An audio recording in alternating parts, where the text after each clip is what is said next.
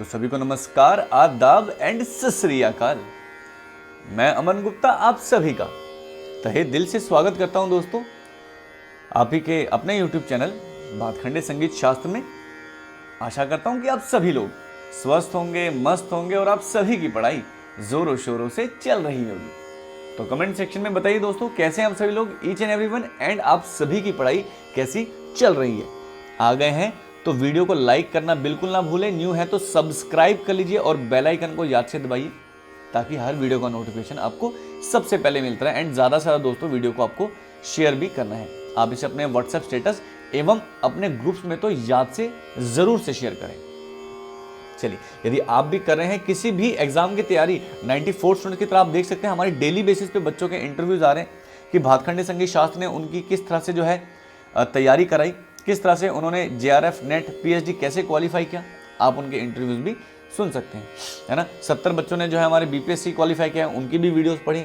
और अभी तो हैप्पी होली ऑफर चल रहा है दोस्तों, हर एक बैच में हमारे जितने भी बैचेस न्यू बैचेस हैं सब में आपको ऑफर देखने के लिए मिल जाएगा। UGC NET paper 1 paper 2 only music, only paper 1, RPSC first grade, MP mains, BPSC 4.0 और UP TET, इन सभी पे आपको 500 रुपये और 200 रुपये का आपको इंस्टेंट ऑफ देखने के लिए मिल रहा है। ये आपका कोड है BSS 500 एवं BSS 200, है ना। ये ऑफर आपका 5 मार्च से लेकर के 15 मार्च तक ही चलेगा। इसके बाद ये ऑफर आपका इनवैलिड हो जाएगा। तो देर किस बात की दोस्तों, जरूर से आप अवेल करें। और ये देखिए सारे बैचेस न्यू बैचेस हैं, इन सभी पे आपको जो है ऑफर देखने के लिए मिल रहा है।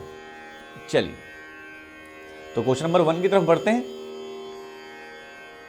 तो क्वेश्चन नंबर 1 आप सभी की स्क्रीन के ऊपर ये रहा। निम्न में से वैदिक काल वाद्य यंत्र की पहचान करिए। हारमोनियम, कीबोर्ड, तबला या फिर तुणव।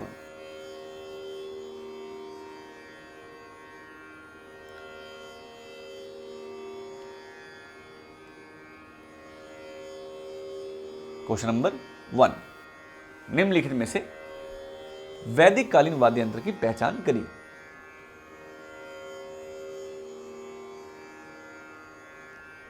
तो कौन सा है, बिल्कुल सही कह रहे हैं आप लोग सभी लोग, तो तुणव इसका राइट आंसर होगा। क्वेश्चन नंबर 2, औड़व शाड़व जाति के रागों में कितने स्वर होते हैं? 5 8, 5 7, 5 या 6 7 या फिर 5 6।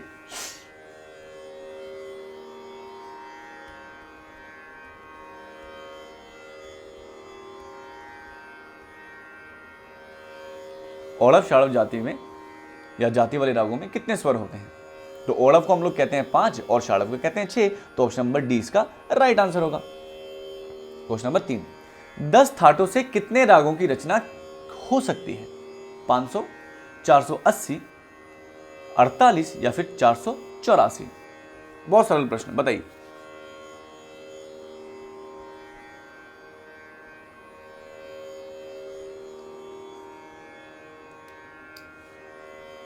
क्वेश्चन नंबर 3, 10 थाटों से कितने रागों की रचना की जा सकती है? तो बिल्कुल सही आंसर बताइए, क्या होगा, बताओ। चलो देखते हैं कौन सही बताएगा।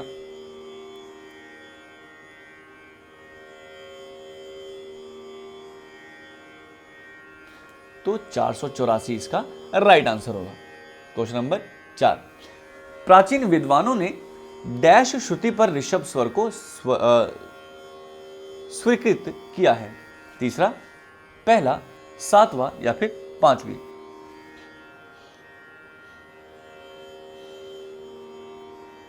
प्राचीन विद्वानों ने डैश श्रुति पर ऋषभ स्वर को स्वीकृत किया है?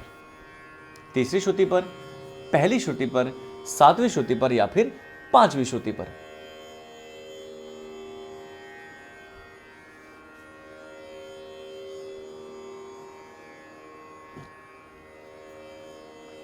तो बिल्कुल सही आंसर है आप सभी का, ऑप्शन नंबर सी, 7वीं श्रुति पर इसका राइट आंसर होगा। दोस्तों लाइक में बहुत कमी आ रही है, लाइक नहीं कर रहे हैं आप लोग, ये बहुत गलत बात है ना। आप जानते हैं कि हम मंडे टू सैटरडे आपको फ्री क्लास देते हैं और मंडे तो आपको हम फ्री कंसेप्ट क्लास देते हैं, फ्री कंसेप्ट क्लास देते हैं। उसके बाद भी आप लाइक नहीं करेंगे तो कैसे चलेगा। क्वेश्चन नंबर 5, 72 मेल की व्युत्पत्ति किसने की है? वेंकटमखी ने, शारंगदेव ने, मतंग ने या फिर भरत ने? आंसर करते रहिए दोस्तों, मैं सभी का उत्तर जो है वो देख रहा हूं। बताइए, शाबाश।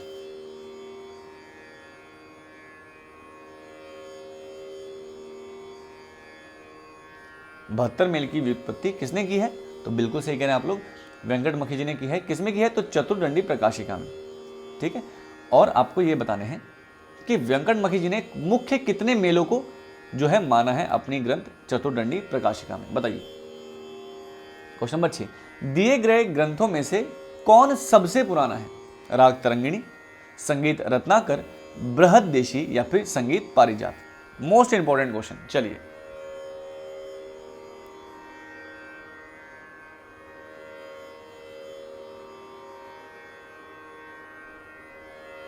दिए गए ग्रंथों में सबसे पुरानी ग्रंथ कौन सी है? राग तरंगिणी, संगीत रत्नाकर, बृहददेशी या फिर संगीत पारिजात?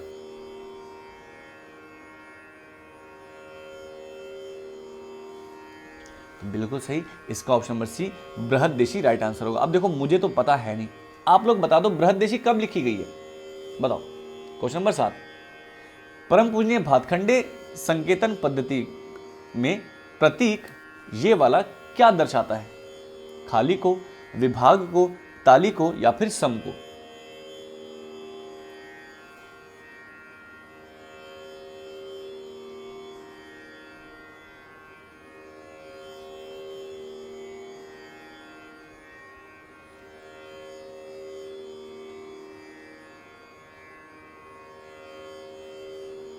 तो परम पूजनीय भातखंडे स्वलिपि पद्धति के अनुसार यह चिन्ह आपका किसको दर्शाता है?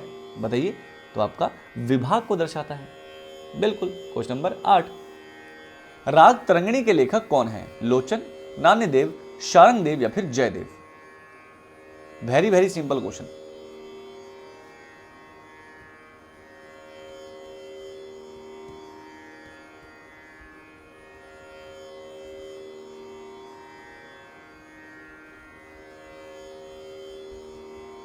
राग तरंगिणी के लेखक कौन है? तो लोचन झा जी। कब लिखी गई है राग तरंगिणी, बताइए। चलिए कमेंट करिए। क्वेश्चन नंबर 9, एक सप्तक में कुल स्वरों की संख्या कितनी होती है? 16, 12, 13 या फिर 10?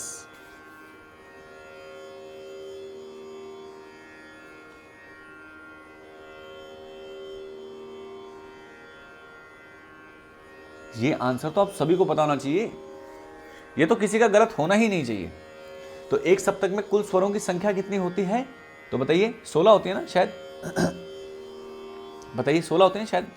नहीं, 12। ऑप्शन नंबर बी इसका राइट आंसर होगा। क्वेश्चन नंबर 10, निरंतर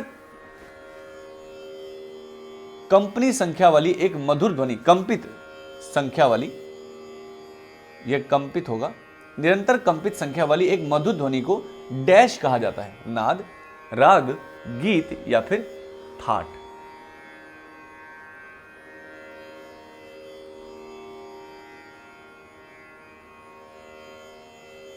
निरंतर कंपित संख्या वाली एक मधुर ध्वनि को क्या कहा जाता है? चलो इसमें एक ऑप्शन ऐड करते हैं। I would like to add a option.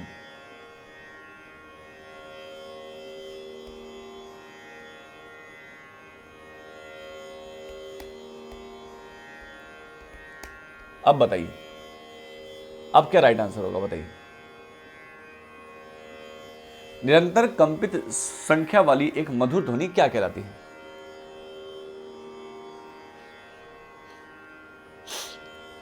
तो बिल्कुल सही, ऑप्शन नंबर डी स्वर इसका राइट आंसर होगा। क्योंकि देखिए, षडज की अपनी एक निरंतर कंपन है, दैट इज 240, ऋषभ की 270, गांधार की, ऐसे हर स्वर की अपनी एक निरंतर संख्या है और मधुर भी होती है। क्वेश्चन नंबर 11, जब दो स्वरों को एक साथ बजाया जाता है और ध्वनि सुनने में मधुर लगती है तो उसे डैश कहते हैं? थाट, श्रुति, संवादिता या फिर असंवादिता? ये बहुत अच्छा प्रश्न है।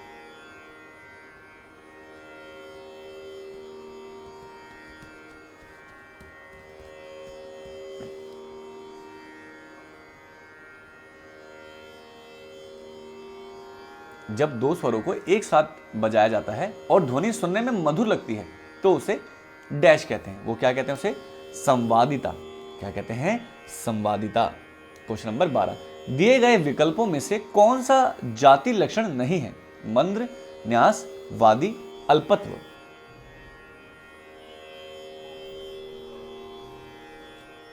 बताइए।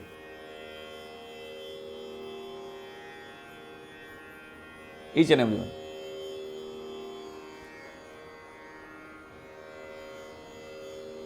और मंडे आने वाला है भाई, मंडे आ रहा है। आप लोग के लिए फ्री क्लास रखी है मैंने 7 बजे, आ जाना आप लोग।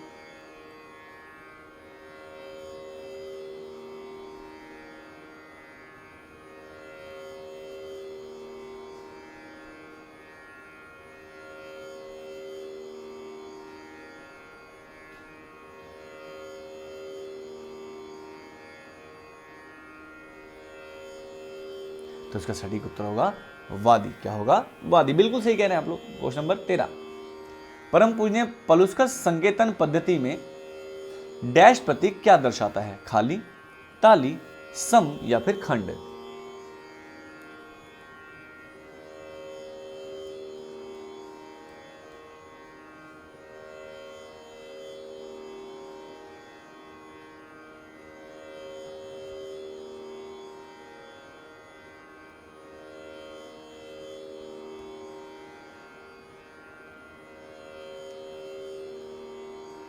चलिए, क्वेश्चन नंबर 13, तो यह चिन्ह किसे दर्शाता है दोस्तों? तो यह चिन्ह दर्शाता है आपका किसको? तो सम को दर्शाता है। क्वेश्चन नंबर 14, राग मियां मल्हार की रचना किसने की थी? अकबर, भावभट्ट, सदारंग या फिर तानसेन।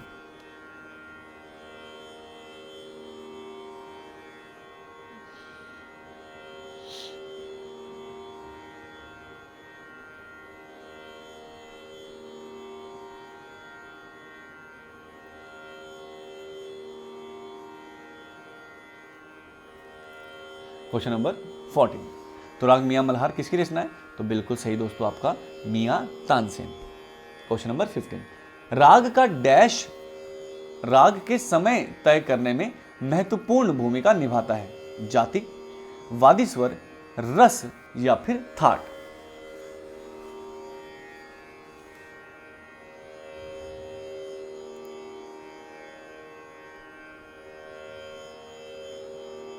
क्वेश्चन नंबर 15,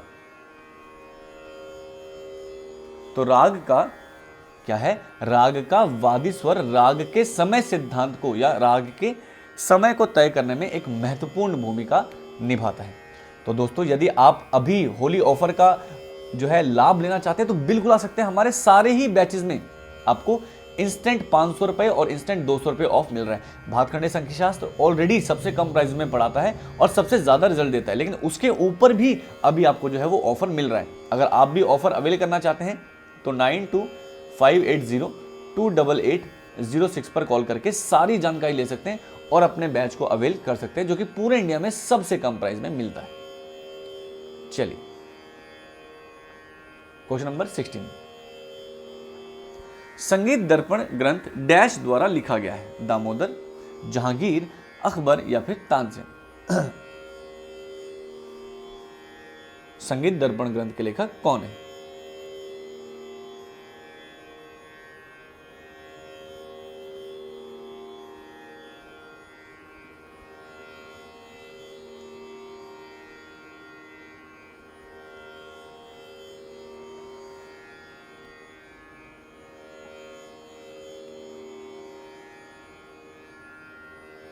संगीत दर्पण ग्रंथ के लेखक कौन है?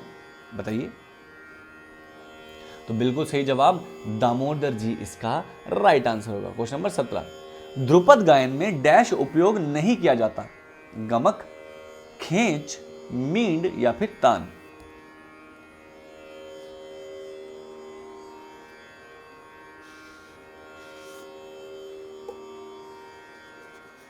बताइए। तो ध्रुपद में किसका प्रयोग जो है वो नहीं किया जाता? बताइए। गमक है, खेच है, मींड है या फिर तान है।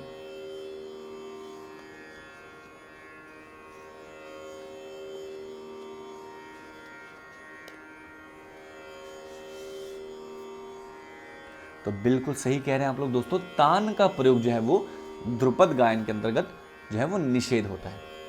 क्वेश्चन नंबर 18, एक सप्तक में कितने तीव्र स्वर होते हैं? 3, 2, 1 या फिर 4?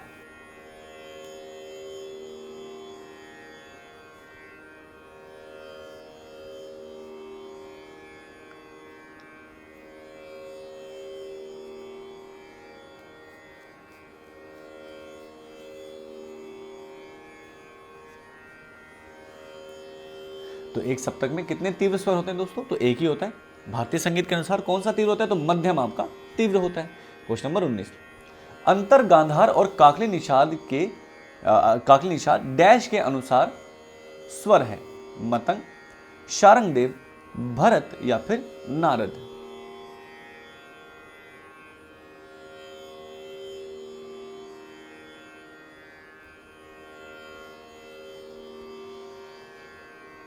अंतर गांधार और काकली निषाद डैश के अनुसार स्वर है, तो किसके अनुसार है दोस्तों? बताइए।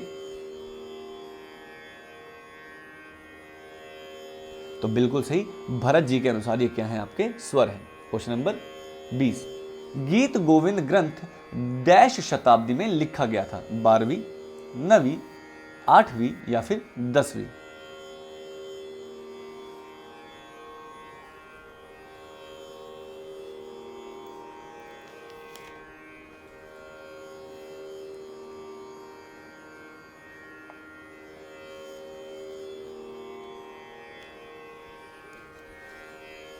गीत गोविंद डैश शताब्दी में लिखी गई है? कौन सी शताब्दी? 12वीं, 9वीं, 8वीं, 10वीं?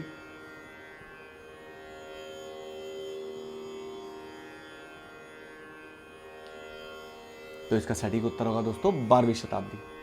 क्वेश्चन नंबर 21, राग डैश में गांधार और निषाद स्वरों को छोड़ दिया गया है? दुर्गा, विभास, आसावरी या फिर भोपाली?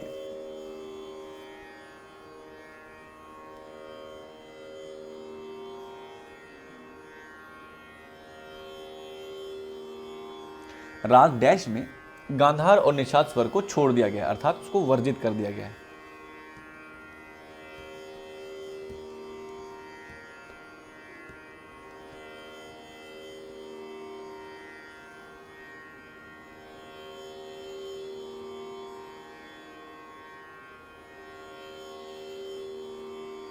तो बिल्कुल सही दोस्तों, इसका सटीक उत्तर होगा option number A, Durga. Question number 22,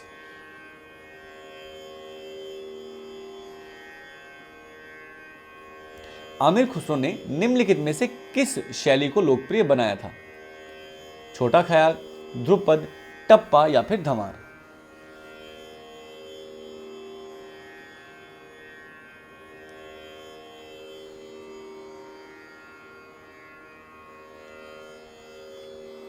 Aamir Khusro ने निम्न में से किस शैली को लोकप्रिय बनाया था? ध्रुपद, ख्याल, छोटा ख्याल, टप्पा या फिर धमार? तो बिल्कुल सही कह रहे हैं आप लोग, ऑप्शन नंबर ए, छोटा ख्याल इसका राइट आंसर होगा। अब चच्चा जी का जब नाम आ गया है तो आपको पता है चच्चा जी को क्या कहना था? तो चच्चा जी को करना होता है क्या? प्रणाम। प्रणाम करना होता है और बोलना होता है प्रणाम चच्चा जी, पाँव छुई।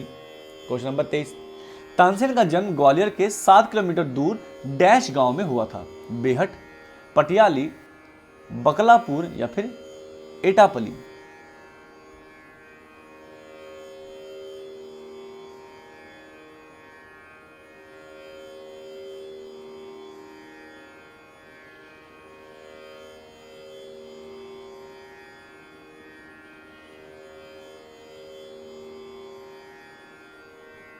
तानसेन का जन्म ग्वालियर से 7 किलोमीटर दूर डैश गांव में हुआ था, और ये मैंने आपको तानसेन वाले टॉपिक में पढ़ाया भी था। तो कहाँ हुआ था दोस्तों?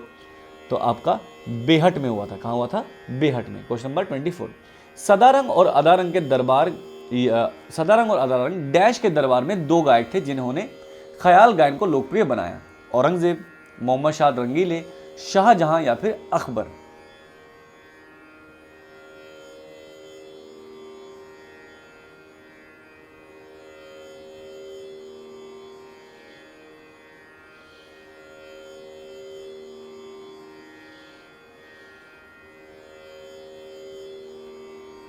सदारंग और अदारंग डैश के दरबार में 2 गायक थे। तो वो कौन है दोस्तों? तो मोहम्मद शाह रंगीली। बिल्कुल सही कह रहे हैं आप लोग, गलत आप कभी कहते ही नहीं है, बिल्कुल सटीक आंसर। तो अंतिम प्रश्न पे जाने से पहले आपको बता देते हैं दोस्तों कि हमारे हर एक बैच में अभी आपको ऑफर देखने के लिए मिल रहा है। ये देखिए, UGC net, only music, combo batch, paper 1, अभी बीपीएससी 4.0 का बैच शुरू भी नहीं हुआ है, उसमें offer, UPTET, MP mains, RPSC first grade, सभी पे आपको ऑफर देखने के लिए मिल रहा है। और हमारी डेली बेसिस पे जो है दोस्तों स्टूडेंट्स की वीडियो आती ही रहती हैं, आप सभी उनका इंटरव्यूज भी देख सकते हैं। यदि आप भी परचेज करना चाहते हैं तो ये रहा नंबर, आप इस नंबर पे फ़ोन करके सारी जानकारी ले सकते हैं बैच के रिगार्डिंग। ठीक है, हमारी एप्लीकेशन पर लाइव क्लास होती है, हर क्लास की रिकॉर्डिंग मिलती है, संडे आपको मॉक टेस्ट हर एक बैच में देखने के लिए मिलता ही मिलता है। आज का अंतिम प्रश्न, राग काफी की जाती है संपूर्ण संपूर्ण, औड़व संपूर्ण, संपूर्ण षाड़व या फिर षाड़व संपूर्ण? बताइए, राग काफी की जाति क्या है? संपूर्ण संपूर्ण, औड़व संपूर्ण, संपूर्ण षाड़व या फिर षाड़व संपूर्ण?